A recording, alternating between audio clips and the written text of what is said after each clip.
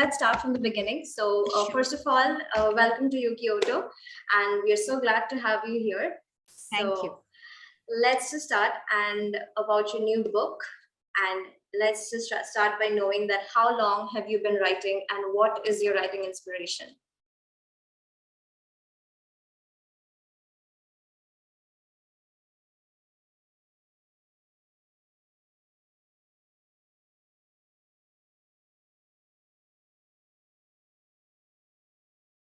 And although over the years now people say that I'm very extrovert and I am very friendly, but back then I didn't have many friends. I was always very hesitant, and during my +2 especially, I was completely left alone. I was absolutely on my own, and I never had a friend in need. I would sleep next to my grandmother, and after she would fall asleep, I would secretly pen down every single emotion that I would be feeling. So diary has always been my first friend. But then slowly poetry, so I had always been writing, but poetry, I started back in 2019 after I was diagnosed with clinical depression. So in 2019, I started visiting the counseling center, and there used to be like weekly visits, sometimes monthly, sometimes weekly, sometimes daily also, when my situations used to be pretty worse.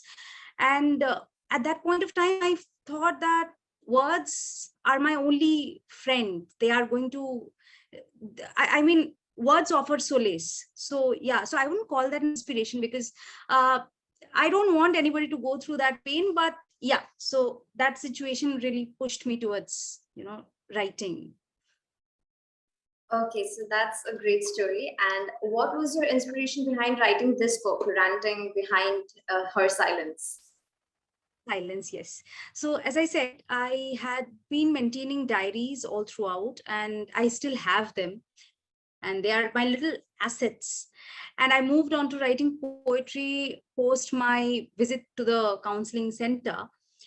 When the pandemic struck, I realized that I have a lot too many feelings that I need to talk about. I want my voice to be heard.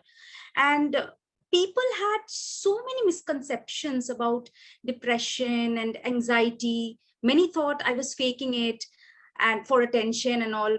So I had been through a toxic relationship. I had an abusive ex, and I had a very chronic abandonment anxiety, and all of this coupled up with the loneliness of the pandemic, I really decided to give this a go. So all I wanted was to, showcase the reality of such situations in as simple a language as I could put it in. Publishing them was never the first thought, as I had a very low confidence during the initial stages.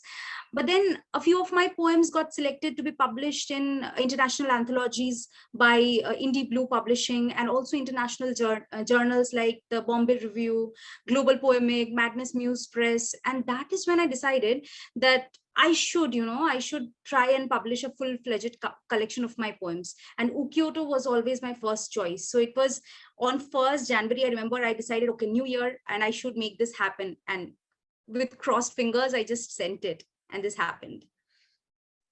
Okay, that's a great story. Actually, I would say that's a pretty tragic story, but we all face it. We all, yeah, as a woman, we always face it. But, True. About the title, it is so strong. And I just want to know that how did you come up with the title and, the theme of the book, even the cover page is just so strong. This says so much about it. So how did you come up with it?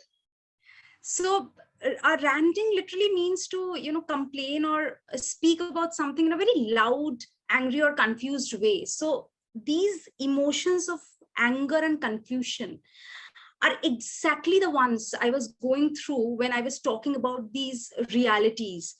And hence they are also very much reflected through the characters in the poems. Apart from 2 or 3 poems, all the other poems are absolutely based on my experiences. They are not partly, they're, what should I say, majorly they are autobiographical. And also behind her silence is, I used this to convey that although most women, they know and they face such realities, they're not able to talk about them openly. So that is why I use this. So all these rantings, somehow they are not heard. They are just brushed under the carpet because we are asked to just hush down. We shouldn't speak about it. We shouldn't speak how we are feeling. We shouldn't speak if we are going to a counseling center. We shouldn't speak if we are we just lost our virginity, and all these things. We are not supposed to speak about it. So I just kept it behind her silence. So that is also the overarching theme of the book. Okay, so obviously it's about the women. I mean, nobody is about to speak the things that we are always told that we should not speak about anything, or we should not tell anything about our lives or something. So I want to know that what kind of message did you want to convey in the book, and do you think you did a good job with it? This book has been read by quite a few of my friends, and a very close circle of mine. A few of them have already said that they have also felt the same emotions that I have wanted to convey. Others, I'm really waiting to hear from my readers. So I'm really keeping this open, that I really wish to hear back from other readers. And also the message that I have been trying to give through this book is, uh, you know, as I have said about the book, that I have had the strength and the courage and the guts to speak about the journey that I have gone through, the transition and the struggles and everything. I have been through the lowest phases of my life, and I have been completely alone. But, you know, we as women, we should all be able to stand and have each other's backs during these times, because I have also seen that women are very, what should I say, we are experts at pulling each other down. Instead of doing that, what if we support each other? Because almost every woman can relate to the emotions that have gone behind making the poems in this book. So I just want them to know that they should speak up. They should speak up, and they should stand for each other, and there should be this sisterhood amongst all of us. I think it's really appreciated when a woman actually stands with another woman. It's very strong, and I think it's an amazing thing that a woman can ever do. I mean, to stand with another woman, to compliment her, it's a big deal. So, Yes, true. yes, so I think it's such a sensitive topic. I mean, to talk about women and toxicity and everything. So, did you have to be very careful while putting on the bold truth of society and highlighting sensitive topics, and mostly raising the voice for the silence of every woman? Yeah. So honestly, not at all. Absolutely not. Because, I just didn't want any walls coming in between me and my words. And this is the very notion that I'm trying to change through this very small contribution of mine. Repressed feelings and emotions, which cannot be easily conveyed or talked about with people, they are more dangerous, and they need to be dealt with more caution.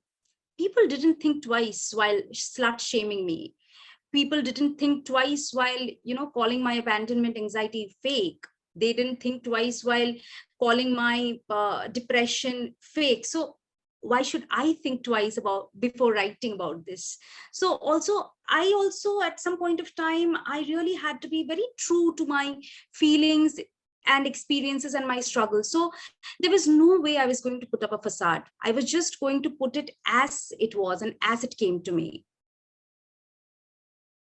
Okay, so I think it is very moving, and I think I literally, as a woman, I feel very connected to talk to you because it's so strong the way you are portraying everything. And I just wanted to ask you that how well do you think you have represented the sensitive topics which nobody ever talks about, such as mental health? I mean, depression, what is that? Nobody cares about it. Mental Yeah. health, domestic violence, toxic masculinity, body shaming, or how well do you think you have conveyed your emotions on the paper, and that nobody ever talks about? Yeah. So this is something I'm although I think that I have done justice. I have partly done justice to these topics and what I have been through. And this is also something for my readers to say, and I'm really open to hearing back from them. But yes, like a few of my poems, I would like to refer to a few of my poems. So I had this ex in my life. He was quite abusive, and he would always, judge me based on my clothes and how I am looking. Why don't I shave, or why don't I always put makeup? Why am I always moving around in my kurtis? Why am I so fat? Body shaming, and it left a scar on me. And like this poem, Mirror. So all these lines like smeared my face with mousse and compact powder, tried to draw winged liner, changed into a new dress, wore heels. I looked at myself again in the mirror. Ah, my saggy double chin. I vehemently dabbed the powder puff to hide it. My tummy bulging out from beneath my crop tee, I took a deep breath and tucked my stomach in. Temporary measures. My white thighs, too wide to be called aesthetically pleasing, were peeping from my denims. I looked at myself again. My boyfriend, calling me a fat pig, flashed in front of my eyes, called me a typical behenji for wearing salwar suits. He asked me to draw inspiration from his ex-girlfriend, who was beautiful and tantalizing. Mocking my oiled hairs, he had thrown me out of his car in the middle of nowhere because my ugliness embarrassed him. And this is very true. This happened to me. So I would travel to meet him, and this was the first thing he would say. What are you wearing? You look so fat. And in front of everybody, he would just body shame me. And later on, he would never realize, and even though I would want to talk about it, he would never realize how toxic it was and how badly it was affecting me. So all these feelings I have written. And then about my mental health, what actually a person goes through when he or she is completely alone. However much I might be happy, I have met people when I was going through this phase, for months, and I'm still going through counseling. But when it was a very bad time, I am better, touch wood, right now, but it was a very bad phase in 2019. But then I would go out, meet people, and people would say, Somjeeta, you have such a colorful life. Oh my God, your pictures are so beautiful. You look so good, and this and that. But they never realized what I'm going through, because I would always put up a facade, because I knew that nobody is going to understand what I'm going through. And even though they do, they would, behind my back, they would just say, she's faking it for the attention, or maybe she's playing the sympathy card, because that's what women are supposed to do. So this, you are not sick, I still read it, and I still feel that pain, and I still feel that anger. Like I would like to read a few lines from that. Nightmares, mood swings, panic attacks. Hush, hush. Nobody should know that you are seeing a counselor. Society will outcast you. The psychiatrist wants me to have pills. Sleep, sleep, a temporary relief. The pain remains, feeling suppressed, muddled, disjointed. I want to scream. Hush, hush.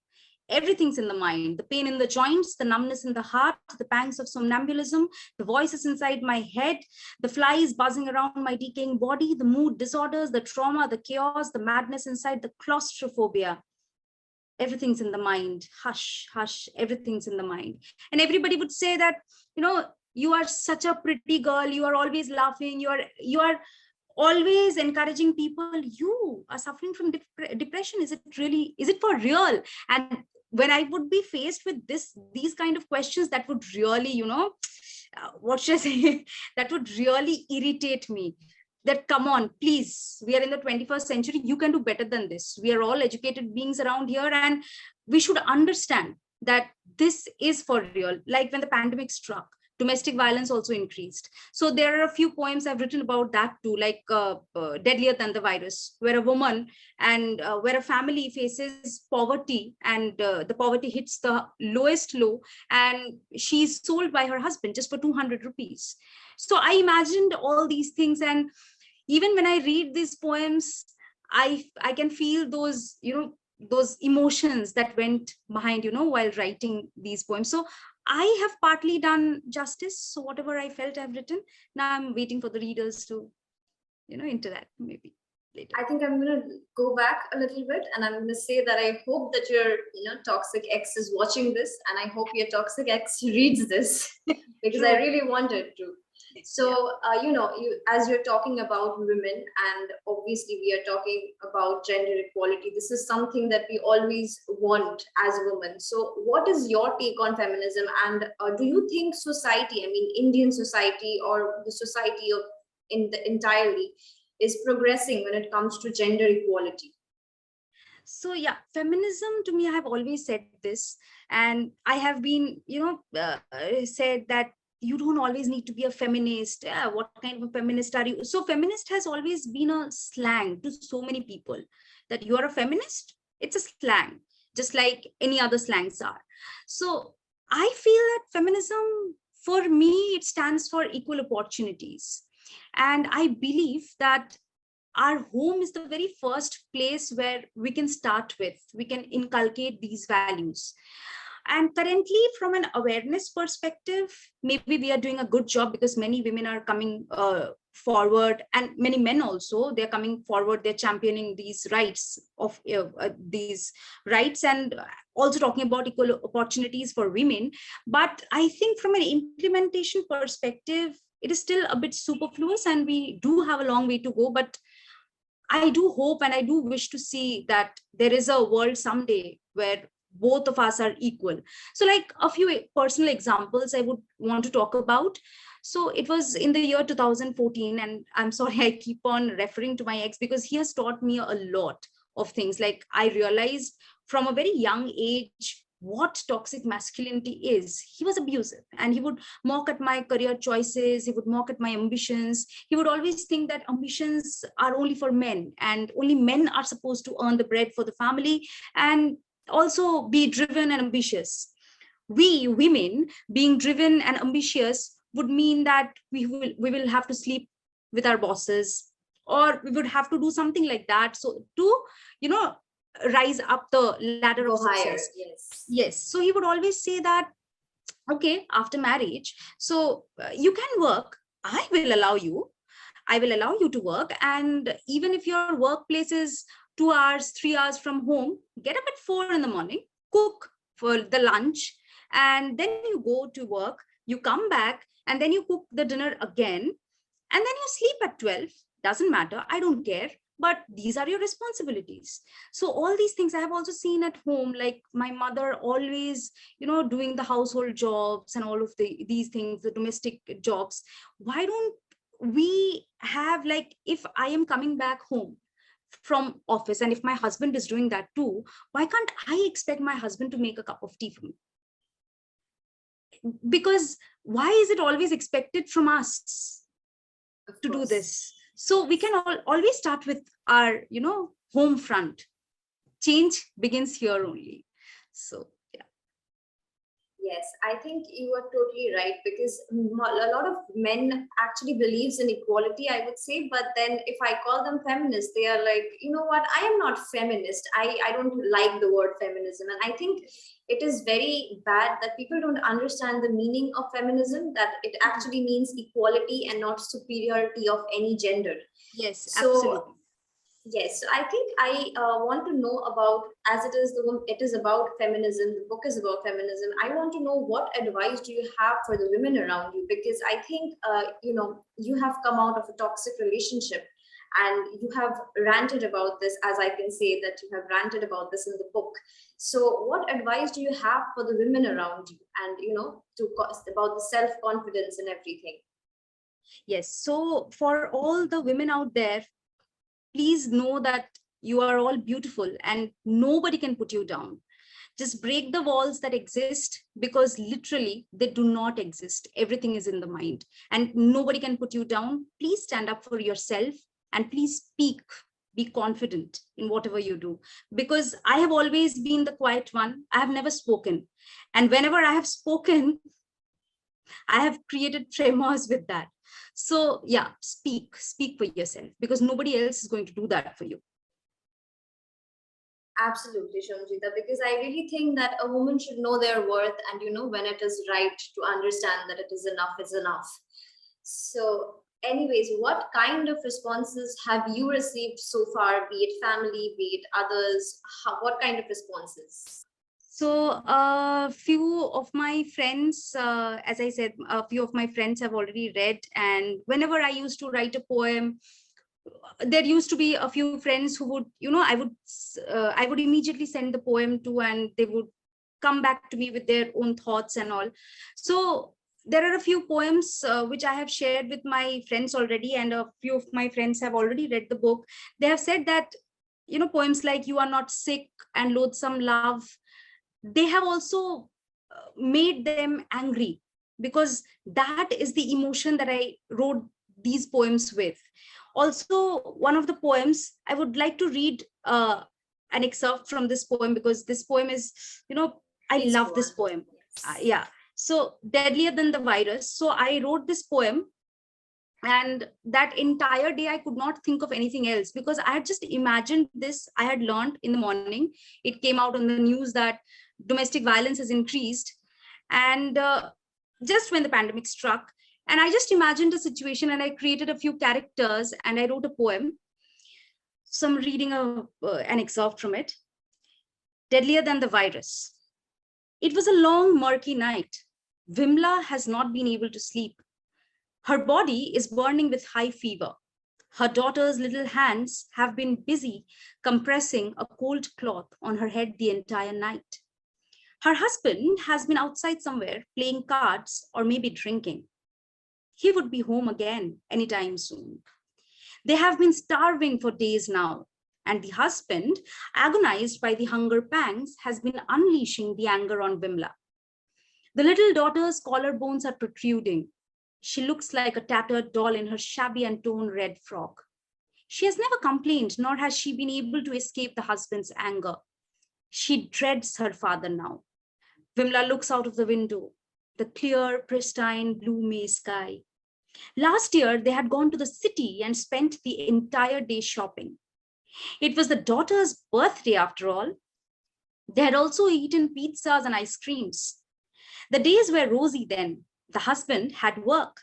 Vimla too. The daughter went to school. Now suddenly the situation has turned upside down. A virus is wreaking havoc. Shukla ma'am, the daughter's class teacher, was saying. The shop where the husband worked has been shut down since the last 1 month. The daughter's school demands a smartphone, or else she cannot participate in the classes. The houses where Vimla worked as the house help said she need not come till the pandemic subsides. The husband has been sad.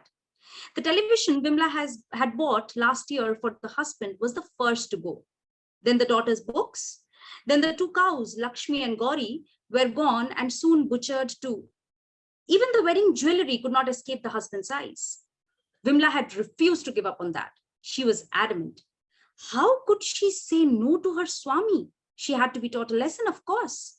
So the husband had kicked her till she was black and blue. The daughter had tried to save her, but she had been kicked too. 2 days ago, the husband had brought in his friend. Pointing towards Vimla, the husband had said 200 for the randi. The whole night, the friend had devoured Vimla's body in front of the husband, and the daughter had spent the night crying. Last night, the husband had brought in 2 more friends. When the friends were done with Vimla, they had pounced on the daughter too. Vimla could not stand the horrible sight. She had shouted and screamed for help. Nobody heard, nobody came. The husband had hit Vimla till she was unconscious. The daughter kept calling her mother. The daughter could not understand what was happening to her.